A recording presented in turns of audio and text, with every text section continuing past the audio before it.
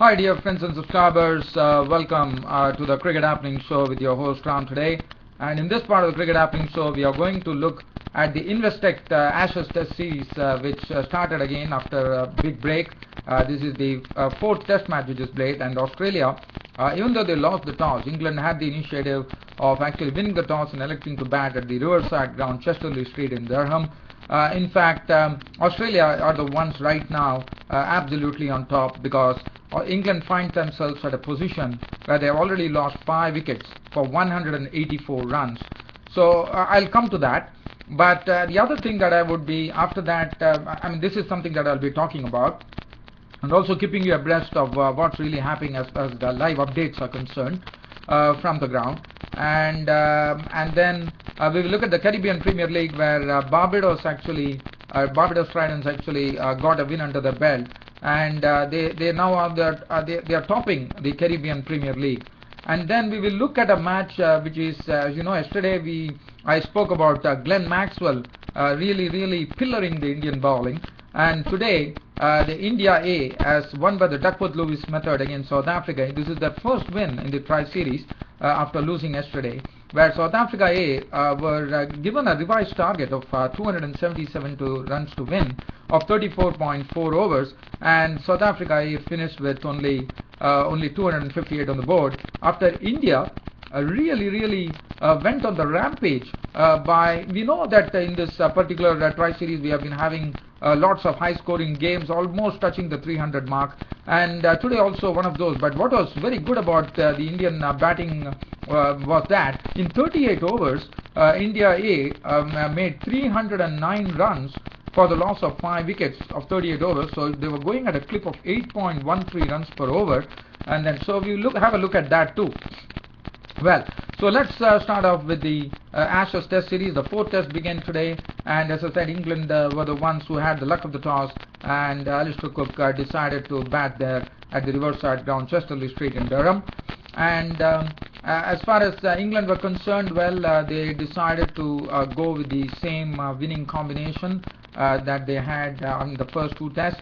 And as far as Australia were concerned, they were forced to make a change. They had Jackson Bird coming in place of Mitchell Starc, and definitely that was something which was justified, because Jackson Bird has bowled 19 overs 8 maidens, 42 runs, and he has also picked up a very important wicket of that of the English captain Alistair Cook, when he actually had him shouldering arms to a delivery which Alistair Cook thought that probably will be swerving outside the off stump, but instead he came and hit his pads, and Alistair Cook was adjudged LBW.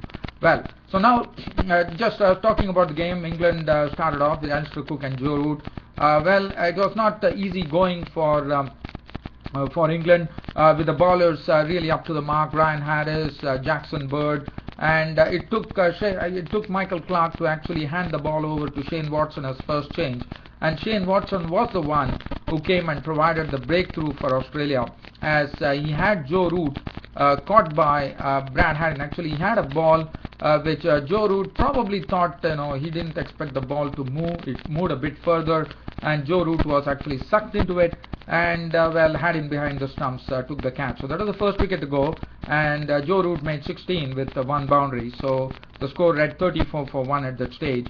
And then there was a brief little partnership with Alistair Cook and Jonathan Trott, which pushed on the score to 107, with Jonathan Trott looking confident as far as his stroke making was concerned. He was playing all his strokes, but Alistair Cook was a sort of a stubborn innings, in the sense he was just planning to occupy the crease and aware of the bowlers as much as possible. And I wouldn't say Alistair Cook was looking very confident today. He was beaten a lot of times by the seamers, especially Jackson Bird, who actually stuck to a very good line and length and moved the ball and made it very difficult for the batsman to really judge his length.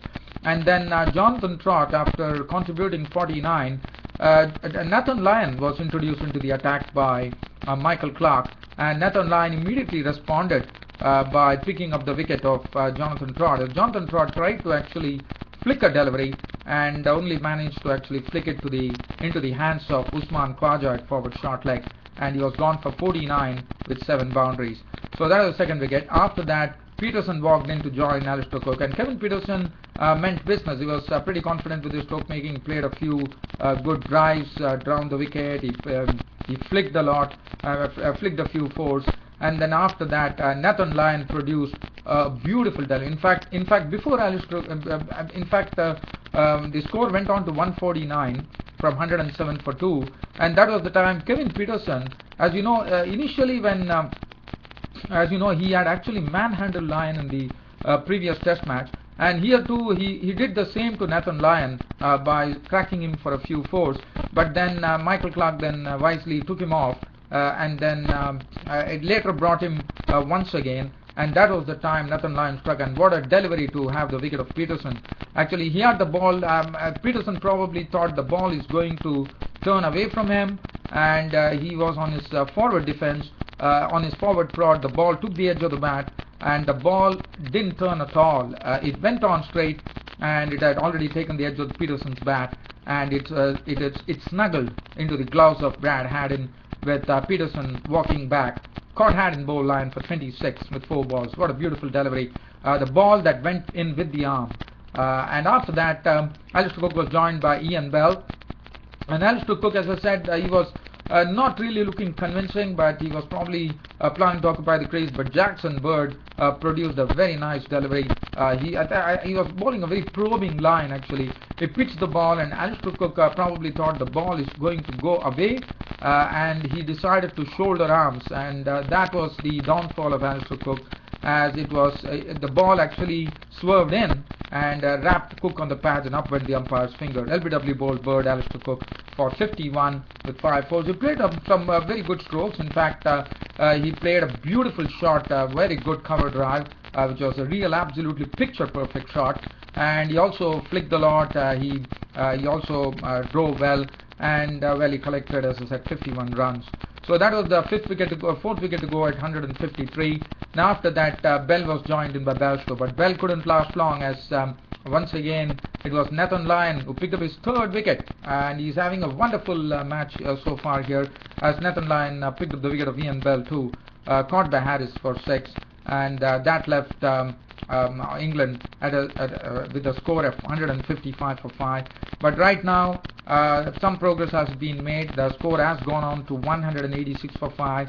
Jonathan Bairstow, he's not out on 12 with 1 boundary. Matt Pryor is not out on 14. They have a real task on hand, because they have to really repair this damage, and probably England has to see to it that Jonathan Bairstow and Matt Pryor see off the whole day. We have probably another 23 overs to go before close of play on the first day here, and in fact Jonathan Bairstow and Matt Pryor has to buckle down to the task, and probably stay at the wicket and also get some runs, and that is the only way they could really grab the initiative from Australia, because Australia definitely, even though they lost the toss, they are definitely taken the honours today with their current bowling. I said it's only update right now, because the match still has another 23 overs to go before close of play is called on the first day. Ryan has 14 overs, 2 maidens, 48 runs and no wicket. Jackson Bird, a beautiful spell from him, 19 overs, 8 maidens, 42 runs and 1 wicket. Always looked like taking a wicket. Shane Watson, 10.2 overs, 4 maidens, 20 runs and 1 wicket. Currently bowling right now, and he actually got the breakthrough. Peter Siddle, 11 overs, 2 maidens, 1 for 37. Nathan Lyon, 13 overs, 4 maidens, 3 for 33, was the most successful bowler. And also one thing I would like to say, that England were not able to force the pace. The first session saw only 51 runs added, and then probably they just quickened up the pace in the second session, but they lost a few wickets. They lost probably 3 wickets on the process. So it has been a session which has been definitely dominated by the bowlers. So currently I see England are at 187 for 5. We will come to that later. I will see whether I can give you an update just before I go. But right now the score stands at 187 for 5. So now what I'm going to do is we are going to look at the Caribbean Premier League. Well, as I said, the Barbados Tridents have gone on the top of the Caribbean Premier League by picking up a victory by a very big margin by 183 runs. In fact, Barbados Tridents put up a big score on the board at the Bisju Stadium, Grouse Island in St. Lucia, by scoring 175 for 6, with contributions coming from Dwayne Smith, who cracked 48 of 38 balls with 3 fours and 3 sixes. 31 from Shoaib Malik of 27 balls with 2 fours. It's been pretty consistent for the Barbados Tridents in this particular Caribbean Premier League. Kieran Pollard was not out on 34 of 21 dealt with 1 4 and 3 sixes, and 175 for 6 on the board for the Barbados Tridents. Nothing to really look into the bowling as far as the St. Lucia Zouks were concerned. Well, they couldn't have anything their way. In fact, they were rolled out for 92 by Barbados Tridents, with wickets being shared actually. Nurse, the spinner, 2.5 overs, no maiden, 12 runs and 3 wickets, 2 for 18 for Shannon Gabriel, 3 wickets to Ryan Emrit, the other spinner, 4 overs, 3 for 19, very impressive. 2 overs, 1 maiden, 2 for 8 for Kieran Pollard, the captain of the Barbados Tridents, with St. Lucia Zouks all out for 92. The highest scorer for there were only 4 people who actually went into double figures, with Andrew Fletcher scoring 14, Smith scoring 12, Misbah Haq scoring 23, the highest scorer of 20 balls with 1 4 and 1 6, and Herschel Gibbs contributing 21 of 18 balls with 2 4. So that was the situation. Kieran Pollard, the captain of the Barbados Tridents, was given the man of the match. Well, so from here we will head off to the South Africa A versus India A match. As I said, India A actually won the match with the Duckworth Lewis method by 18 runs. In fact, India A rattled up 309 for 5 wickets of 38 overs at the LC de Villiers Oval in Pretoria, with Shikhar Dhawan smashing the ball all round, cracking 85 of 67 balls with 10 fours and 3 sixes, and his customary opening partner Rohit Sharma slamming 65 of as many balls, 5 fours and 2 sixes, and combining into a very good opening partnership of 140 for the first wicket, and that is what really set the platform for the other players to really capitalize, with Suresh Raina getting on to the bandwagon with 60 of 34 dealt with 7 fours and 2 sixes. Ambati Raidu making a neat 57 of 38 balls with 5 fours and 3 sixes. Dinesh Karthik hit Kyle Abbott, the pacer, in the last over, that the 38th over, for 2 successive sixes to finish with an unbeaten 18 of 9 deliveries, 2 sixes, and that was the Cheteshwar Pujara once again missed out. He was out for 9, and well, 309 for 5 wickets of 38 overs for the India A team, which always looked a very good score considering that they're going at the rate of 8.13 runs per over. Kyle Abbott, none for 67. Bew Hendricks, 8 overs, 1 for 61, was a slam for 4 successive fours by Shikhar Dhawan at the earlier part of the day. Will Owen, 8 overs, 2 for 65. 5 overs for 37 for Real of Wandermer, the spinner. 2 overs for 23. I'm not going to get into that. Let's talk about the South Africa innings. Always looked like a mountain to climb. In fact, they had 38 overs in which to eke out 309 runs, but then the rain actually came in, and it was decided by the Duckworth Lewis method. And well, one thing that I would like to say, South Africa really had it pretty tough there, and all they could do was get on to 258 for 5, even though a revised target was set in front of them of 277. They only managed to get 258. Well, they definitely had some good innings coming in from the highest scorer. It was Dean Elgar, very talented and graceful, 84 of 72 balls with 7 fours and 2 sixes. 69 coming from Warren Jarswell of 61 balls with 5 fours and 3 sixes. In the top, the openers gave them a good start of 78 with Rory Hendricks, 30 of 31 balls with 4 fours. Rasu, the talented player, 47 of 33 deliveries with 5 fours and 2 sixes. 258 for 5 was what they finished with.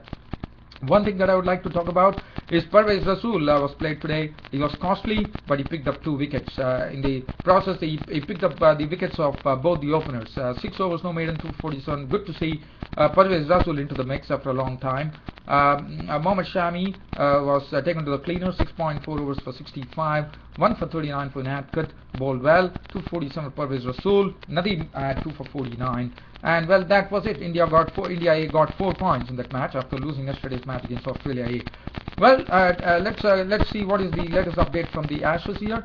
Well, the score still staying at 187 for 5. Matt Pryor is not out 15. Jonathan Bairstow is not out on 12. And that is the match situation here at the Chesterley Street in Durham in the 4th test of the Investec Ashes Test Series. Well, we have another probably 20 more overs to go before close of play of the first day. I said Australia definitely taking the honours.